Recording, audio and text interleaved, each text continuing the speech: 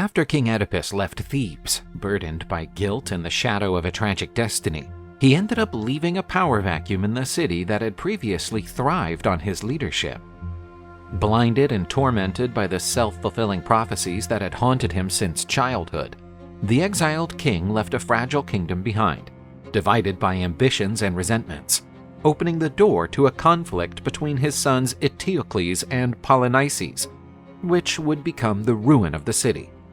Before this, the streets of Thebes, once vibrant and prosperous, turned silent and charged with apprehension. People accustomed to Oedipus's steadfast presence now felt lost and insecure. Two ambitious young men, brothers by blood but estranged by an abyss of resentment, were fighting hard for the throne. Eteocles, the eldest son, promised his subjects a prosperous future under his leadership, spoke of unity and peace. But behind this good-natured facade lurked a desire for absolute power and a soul tainted by ambition. He yearned for total control of the city and was willing to sacrifice anything to achieve it, including his own family. Polynices, exiled by his brother, nurtured a profound resentment. He believed that he had been unfairly treated and that fate had chosen him as the true heir to the throne. His soul was burning with a longing for revenge, and he made preparations to return to Thebes with an Argive army, bent on dethroning his brother and reclaiming what he considered to be his by right. 6 other Argive leaders marched against Thebes alongside Polynices, each one carrying the prophecy of a tragic fate, something they chose to ignore. Not able to share power with his brother, Eteocles started to devise strategies to consolidate his rule. He encircled himself with ambitious and manipulative advisors who fed his ego and urged him to act cruelly. Eteocles began to exercise iron control over the city, repressing any opposition and turning his rule into a dictatorship. He bolstered Thebes' defenses, readying the city for a possible war. His fear was his weapon, and he pledged protection and safety for his subjects. But behind his words was an unquenchable desire to hold on to power at any cost. He didn't know that the true virtue of a king lies in justice and love for the people, not in fear and violence. In spite of its orderly and controlling appearance, Eteocles' rule became increasingly unjust and oppressive. He rejected the people's pleas for a fairer and more balanced leadership, turning Thebes into a land of suffering and inequality. People began to rebel against Eteocles' tyranny, and the city split into 2 enemy camps, those who supported the cruel king and those who craved a change of regime. Polynices returned to Thebes leading an Argive army, ready for battle. He thought that fate had chosen him as the rightful king of Thebes, and that his homecoming would restore justice and harmony to the city. Eteocles assembled his soldiers and declared war on his brother. He rejected the possibility of losing or dividing the throne, and was adamant that he would defend his power by any means possible. Many armed soldiers filled the streets of Thebes, and the war climate spread throughout the city. Eteocles fortified the city walls in preparation for the attack of Polynices and his Argive army. Polynices' army and that of Thebes engaged in brutal combat.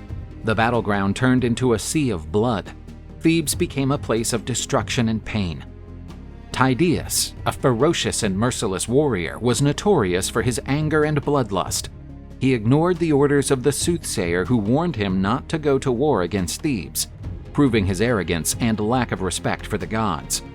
The experienced warrior took down several Thebans, but death in combat against one of Thebes' defenders was unavoidable, representing divine justice over unbridled violence. Towards the culmination of the battle, Eteocles and Polynices found themselves in a one-on-one struggle. They clashed as if they didn't recognize each other as brothers. All they wanted was to see each other dead. The fratricidal turf war escalated to its peak when both brothers fell dead in front of each other. When the battle ended, the silence was heavy with sadness. While Thebes had won the war, the cost of victory was sky-high, costing the lives of the king and his heir apparent. The brothers' blood had tainted the city forever, and the people were left shattered by the loss of their leaders and the destruction of their homes. Once a symbol of prosperity and unity, the city was now a ghost of its own past. The fate of the 7 Argive leaders mirrored the curse that had befallen Oedipus's family. The pursuit of power, revenge, and disobedience to the gods resulted in suffering and death for everyone involved. These 2 dead brothers symbolized the cruel fate that had befallen Oedipus's family. There seemed to be no end to the cycle of hatred and violence that hung over the members of the Theban royal family. Weeping women lined the streets, bereaved by the loss of their husbands, sons, and brothers. A city that had once been a symbol of prosperity and unity was now submerged in despair and pain. Creon, the uncle of Oedipus's sons, succeeded to the Thebes throne and took advantage of the city's fragility to cement his power. He issued a decree forbidding Polynices, deemed a traitor for attacking the city with a foreign army, from being buried. Under the edict, he and his allies were to be left unburied, as food for the birds and dogs. Creon's order triggered a new wave of outrage among many Thebans. The people revolted against the new king's callousness. The city was split between those who supported Creon and those who decried his decision to deny Polynices a proper funeral. Antigone, Oedipus's daughter and sister of Polynices and Eteocles, found herself unable to accept Creon's seemingly inflexible decree. Prompted by her conscience and love for her family, she felt compelled to break the law enforced by a mortal and demanded that the god's intentions be respected and that she be allowed to honor her brother's memory. Antigone believed that divine law was above human law, which meant that no person was to be deprived of a proper funeral, even if they had made mistakes in the past. She had debated her decision to go against Creon's decree with her sister Ismene, who was afraid of any consequences of defying the new king's power. Ismene was well aware that disobedience could lead to death, but Antigone refused to allow her brother's body to be disregarded. Unshaken in her resolve, Antigone decided to take action and bury Polynices' body. Her love for her brother was stronger than her fear of death. Ismene attempted to discourage Antigone, but her sister was determined to follow her own conscience. She said goodbye to Antigone with fear and unease, knowing that her sister's life was at stake. Beneath the shroud of night, helped by some Thebans who shared her outrage at Creon's decree, Antigone found Polynices' body, left unburied on the edge of the city.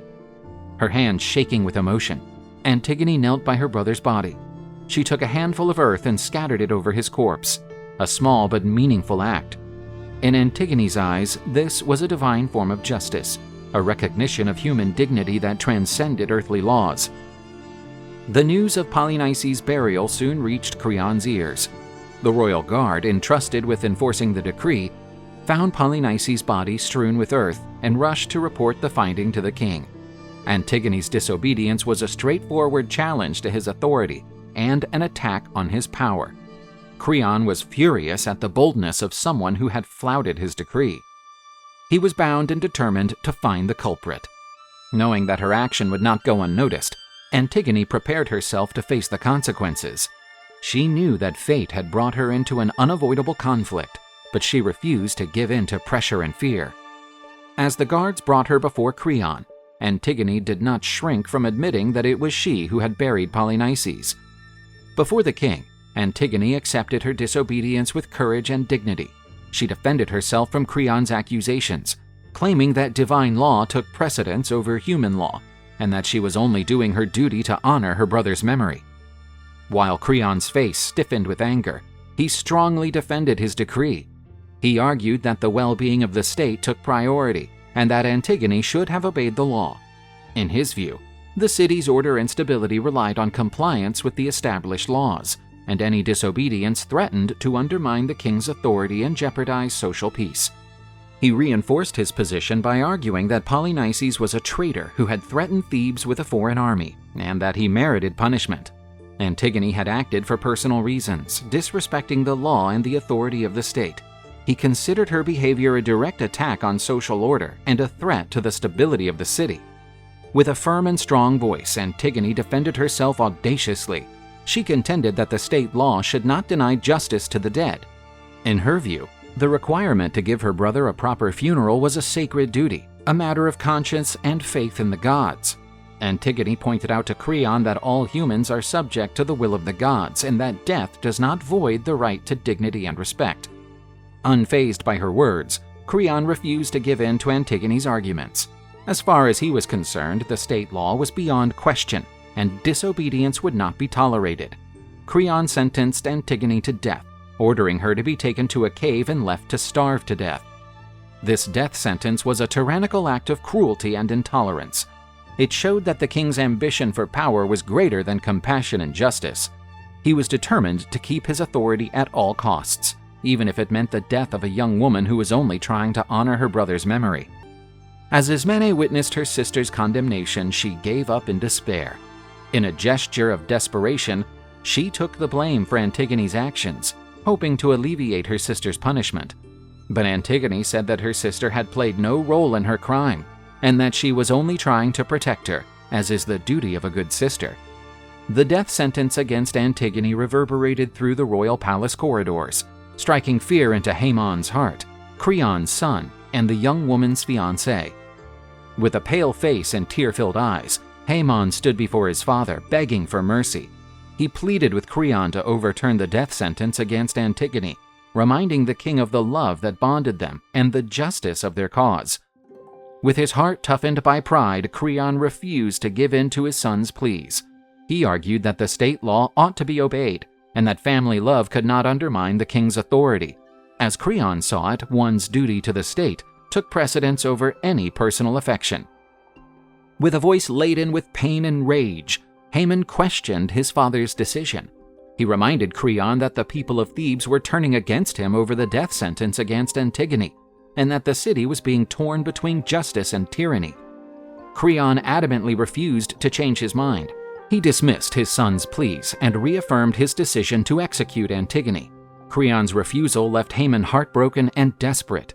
He realized that his father's love of power was greater than his love for his family, and that the city was being held captive by the tyranny of a ruler blind to justice. Antigone was thus brought to her sad fate. A messenger arrived at the palace sometime later with the tragic news of Antigone's death.